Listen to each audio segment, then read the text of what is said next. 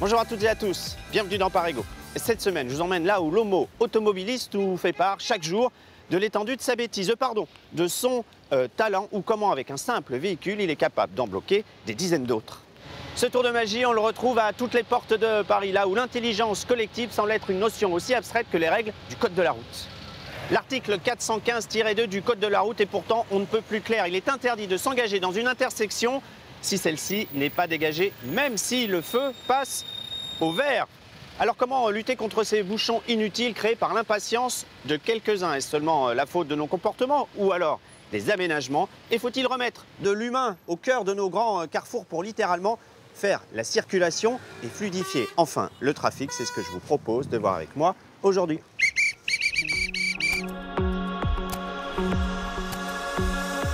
Chaque jour, nous perdons tous de précieuses minutes à franchir les grands carrefours urbains et tout le monde est concerné, automobilistes, motards et même usagers des transports en commun. Mais à qui la faute? Parigo mène l'enquête. Les portes de Paris sont particulièrement concernées et elles semblent comme abandonnées à leur sort depuis la disparition des agents de circulation. Alors quelle piste pour redonner de la fluidité à ces axes stratégiques? Entretien avec un ingénieur urbaniste. Nous filerons ensuite à Londres où vous le verrez, la solution adoptée est aussi radicale qu'efficace. Un arrêt de plus de 3 secondes à une intersection et c'est l'amende assurée. Elle est salée et automatique, ce sont les radars qui la délivrent. Alors ce type de dispositif va-t-il être bientôt déployé à Paris? La police municipale peut-elle être chargée de fluidifier la circulation là où la police nationale a clairement abandonné le terrain? David Béliard est mon invité.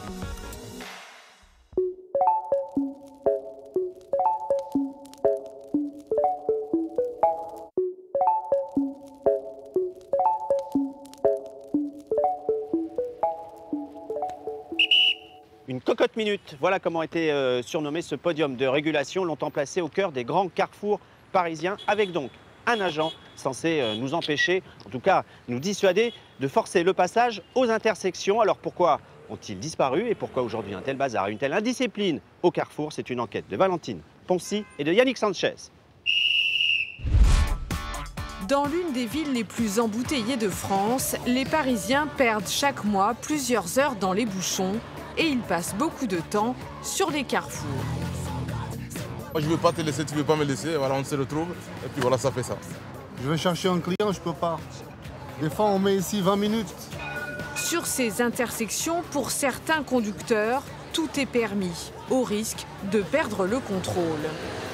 D'autres oublient le code de la route, car on ne peut s'engager sur un carrefour que si l'on est sûr de passer. C'est extrêmement bouché et si on ne force pas un peu le passage, la circulation ne se fait pas toute seule. De quoi regretter les agents chargés de la circulation. Ils nous permettaient de circuler et puis éviter de bloquer les carrefours, ce qui nous empêchait de passer. Et comme ça, c'était beaucoup plus fluide. Pendant plusieurs décennies, ils ont fait partie du paysage de Paris. Dès 1828, surnommés les voituriers de Lutèce, ils maintiennent l'ordre au milieu d'un trafic déjà dense. Direction le musée de la préfecture de police pour retrouver leurs traces et leur équipement, imaginé par le préfet Lépine. C'est un bâton blanc en bois. Et donc l'idée, c'était vraiment de matérialiser le geste des agents de la circulation pour qu'il soit plus visible par les automobilistes. Parce qu'avant, les agents utilisaient plutôt leurs mains pour stopper, pour faire les gestes de la circulation. Et le bâton blanc permet d'être visible de plus loin. Au fil des années, le bâton devient lumineux. La gestuelle, elle, est bien rodée. Pour appuyer ces policiers affectés à la voie publique, en 1912 apparaît l'ancêtre du feu tricolore, le kiosque signal. Vous aviez un agent de police à l'intérieur du kiosque qui avait un volant qui était relié à une sorte de girouette qui était sur le toit du kiosque.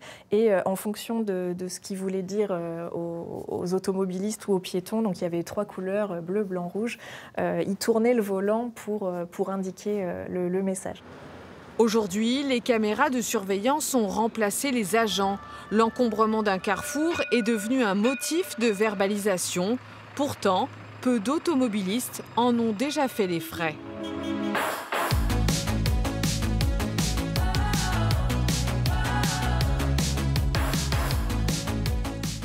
On se retrouve porte d'Orléans, l'une des portes les plus embouteillées de la capitale, où le tramway, les motos et les voitures se livrent ici une guerre sans merci, tout simplement pour pouvoir passer.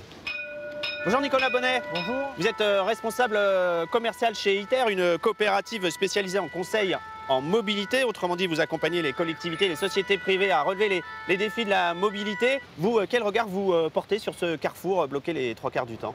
Ce type de carrefour, c'est un cas d'école, c'est assez classique. En 2004, on avait un couloir de bus.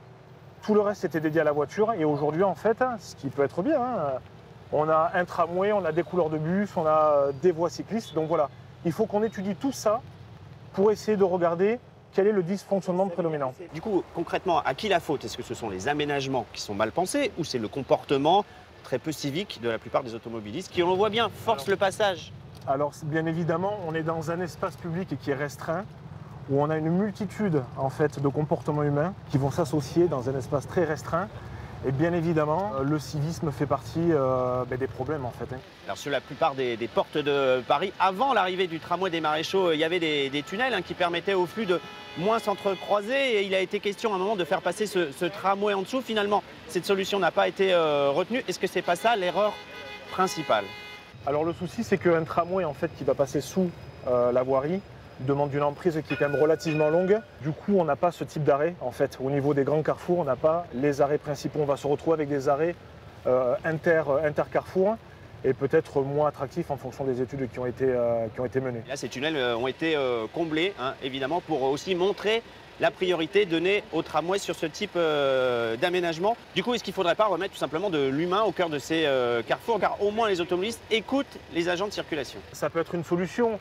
Après, ce qu'il faut comprendre aussi, c'est qu'on a des pratiques modales qui évoluent, qui sont en plein boom, comme le vélo, le piéton. Et il faut aussi un temps d'adaptation pour que les gens puissent comprendre comment fonctionne un carrefour. On peut aussi avoir de la sanction. On peut avoir des radars de feu. Mais là, le problème, c'est que les automobilistes, ils passent ici au vert, même si l'intersection est bloquée. C'est ça le souci. Les gens ne grillent pas le feu rouge, mais ils passent au vert et ensuite tout le monde est entremêlé. Voilà, ou alors des zones, des zones interdites, comme on a à Bruxelles, il y en a à Londres. Ce sont des zones à damier en fait, qu'on a en plein milieu et qui interdit à tout véhicule de s'arrêter sur ces zones-là. Et les nouvelles technologies, est-ce qu'elles ne pourraient pas aussi nous aider avec des feux, par exemple, intelligents qui ne passeraient au vert seulement si l'intersection était disponible derrière? Alors certainement, après, avec j'imagine l'évolution technique, on est capable de tout. Le souci, c'est que quand on a des grandes artères comme ça qui arrivent au même endroit avec beaucoup de flux, ça devient compliqué de pouvoir gérer en fait cette masse de volume et cette diversité de types d'usagers à un point clé. Merci beaucoup Nicolas Bonnet pour toutes ces précisions. Vous en parlez d'ailleurs il y a un instant, les damiers londoniens. Là-bas, on ne rigole pas avec les automobilistes qui essayent de forcer le passage. Les amendes pleuvent. Voyez ce reportage d'Isabelle Dupont et de Denis Tanchereau. Quand on est taxi à Londres depuis 20 ans, on connaît toutes les subtilités et les pièges de la circulation. Bon, bienvenue à Londres. Et dans la capitale britannique, David a surtout appris à se méfier des carrefours. Ah, là, je vois une yellow box. Les yellow box, ce sont ces intersections marquées d'un quadrillage jaune. Il y en a des dizaines dans la ville. Beaucoup sont aussi équipés de caméras de surveillance. La règle est la même pour tous les automobilistes, ne jamais s'arrêter dessus plus de quelques secondes. Là, je peux m'engager, mais je vais arrêter ici parce qu'il y a le camion. Voilà, si j'y vais, il y a un risque. Donc, mais là, il est coincé sur la yellow box devant nous, le camion. Là, il va sûrement avoir une amende. Bloquer le carrefour, même 3 secondes, peut coûter jusqu'à 185 € d'amende. Il y a une caméra qui va prendre la plaque d'immatriculation. Il nous envoie un PV tout de suite. Donc, il faut vraiment faire attention, pas s'engager avant. Depuis une quinzaine d'années, tous les quartiers de Londres ont mis en place ce type de carrefour pour fluidifier le trafic. Visiblement, cela fonctionne plutôt bien. L'intersection la plus lucrative a verbalisé en 2019 26 000 conducteurs. Beaucoup ont appris à ne plus se faire avoir. Depuis qu'il y a ces yellow box, j'ai constaté que ça roule mieux. Donc oui, c'est utile. C'est un piège pour les automobilistes. Parfois, on ne se rend pas compte et il suffit que la voiture devant s'arrête et on se retrouve coincé là où il ne faut pas. Cet ingénieur est un spécialiste des fameux carrefours jaunes. Il leur a même consacré un site internet. Pour lui, leur conception doit s'améliorer pour ne pas piéger les conducteurs. Là, par exemple, vous voyez que la zone de verbalisation, elle est plus étendue que le carrefour. Et ces véhicules en rouge ont une amende alors qu'ils ne bloquent pas la circulation. Donc ce système, c'est bien s'il est mieux délimité. Mais s'il est trop grand ou trop large, alors là, ça devient un problème. Surnommé Money Box, tirelire par certains londoniens, ce type de carrefour est pourtant en train de se multiplier au Royaume-Uni.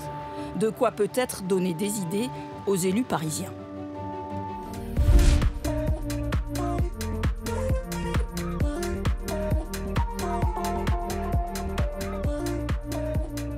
Bonjour David Béliard. Bonjour. Vous êtes adjoint à la maire de Paris en charge des transports. Tout d'abord, merci d'être venu car le préfet de police, lui, a refusé de répondre à nos questions. Alors commençons par ce reportage qu'on vient de voir à Londres. Est-ce que cette solution peut vous donner des idées? Parce que clairement là-bas, ça fonctionne. On avait déjà testé à peu près ce même mécanisme en 2018 sur la place de la Concorde, sans radar automatique. Donc on prend l'idée, et d'ailleurs c'est ce qu'on fait, on essaie d'innover sur la question des carrefours, en faisant par exemple des carrefours dits à la hollandaise, pour favoriser à la fois les parcours des cyclistes, mais aussi sécuriser celui des piétons. C'est le cas à Place de la Catalogne, par exemple. Oui, Place de la Catalogne, mais on a aussi, par exemple, Père-Lachaise, où on a un carrefour à la hollandaise. Et puis aussi, eh bien, on regarde pour faire des carrefours dits à la japonaise. Mais oui, on est ouvert à tout ce qui peut améliorer la situation qui effectivement est une situation difficile à Paris et qui l'est depuis très très longtemps. Parlons-en justement de cette vidéo verbalisation qui clairement ne fonctionne pas. Elle a été mise en place en 2019 et si on regarde sur les 5 dernières années, concrètement il y a eu 14 000 blocages de carrefour sanctionnés. Alors ça peut paraître beaucoup, hein, mais si on divise par le nombre de jours de ces 5 années, ça fait 6 verbalisations par jour, alors qu'il suffit d'être sur n'importe quel carrefour pour se rendre compte qu'il pourrait y avoir des amendes par centaines. Alors c'est vrai, vous avez raison sur la question du volume, en tout cas du nombre de verbalisations qui ont été dressées. Par contre, ce qu'on observe quand même, c'est que lorsqu'on met en place de la vidéo-verbalisation, la situation elle est mieux que lorsqu'on n'en met pas. Parce que la question de la crainte de la sanction, même si elle est peut-être pas assez suffisante pour vous, qui avez envie de donner des amendes aux automobilistes. Non, on a envie que la circulation soit fluide. En fait, si les gens respectaient les règles, tout le monde pourrait circuler normalement. Oui, mais moi aussi, j'ai envie que la circulation soit fluide et c'est pour ça que j'utilise des outils. Et nous utilisons les outils qui sont à notre disposition. La vidéo-verbalisation en est un. Là où vous avez raison, c'est que ce n'est pas un outil magique. Mais par contre, ce qu'on observe, c'est que là où elle est installée, eh bien, ça s'améliore. D'ailleurs, c'est la raison pour laquelle la RATP, avec qui on travaille, notamment sur les carrefours compliqués pour les bus, eh bien, nous demande, par exemple sur les carrefours avec les trams, de mettre en place de la vidéo-verbalisation de manière plus systématique et c'est ce que nous sommes en train de regarder. Et finalement, pourquoi aujourd'hui il n'y a pas d'agent de la police municipale qui vient sur les carrefours les plus encombrés, comme ont pu le faire à un certain temps les agents de police tout simplement, pour fluidifier cette circulation, parce que ça crée des bouchons, ça crée de la pollution, ça crée du stress, c'est bénéfique à personne. La responsabilité de la circulation, elle est partagée. Elle est partagée entre le préfet de police et la municipalité avec la police municipale. Mais nous n'avons pas aujourd'hui les effectifs suffisants pour assurer, bien par exemple ici derrière nous, un policier qui pourrait venir par exemple de 17h à 20h. On pourrait penser à la porte de la Chapelle, à la porte de Clignancourt, la porte d'Orléans, où là il y a des tramways entiers qui sont coincés. Il y a des mobilisations et nous mobilisons notre police municipale pour assurer et pour améliorer la situation dans des points qui sont des points critiques. Mais nous avons aussi besoin, c'est pas se défausser que de dire ça, mais nous avons aussi besoin d'une mobilisation de la police nationale pour assurer une meilleure régulation et puis une sanction lorsque c'est nécessaire. Merci beaucoup David Béliard d'être venu à vous. Dans Parigo. Vous avez compris le message, cessez de vouloir forcer à tout prix le passage dans les carrefours. Vous risquez déjà une amende de 90 à 135 € et globalement, vous n'avancerez pas plus vite que les autres. Voilà, c'est la fin de cette émission. Nous, on se retrouve la semaine prochaine, même jour, même heure. Passez un très bon week-end. Salut!